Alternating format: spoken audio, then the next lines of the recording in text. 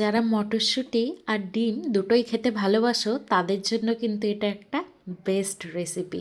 তো এই ডিমের কারিটা কিভাবে বানিয়েছি চলো দেখে নেওয়া যাক। প্রথমে সর্ষের তেলের মধ্যে বড় করে কেটে নেওয়া আলুগুলোকে নুন আর হলুদ দিয়ে খুব ভালো করে লাল লাল করে ভেজে তুলে নেব।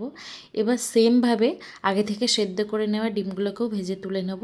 আর ওই তেলে দিয়ে দেবো কুচানো পেঁয়াজগুলো একটু ভাজা হয়ে আসলে ওতে দিয়ে দেবো আদা রসুন কাঁচা লঙ্কার পেস্ট, টমেটো পেস্ট আর কিছু বেসিক মশলাগুলো খুব ভালো করে কষিয়ে নিয়ে ওতে অ্যাড করব অনেকটা পরিমাণ মটরশুঁটি আর 2 থেকে 3টে গোটা রসুন, আর দিয়ে দেবো আগে থেকে ভেজে নেওয়া আলু আর ডিমগুলো। এগুলোকে 8 থেকে 10 মিনিট ভালো করে কষাবো। আর তাতে অ্যাড করব অল্প সামান্য জলটা অ্যাড করে এতে অ্যাড করব পরিমাণ মতো নুনটা আমি আগে অ্যাড করি না, একটু তিতকুটেপানা হয়ে যায় এর জন্য। তো নুনটা অ্যাড করার পরে আরও 4 থেকে 5 মিনিট রান্না করে নিয়ে ওপর থেকে গরম মশলার গুঁড়ো ছড়িয়ে খুব ভালো করে মিক্স করে নামিয়ে নেব।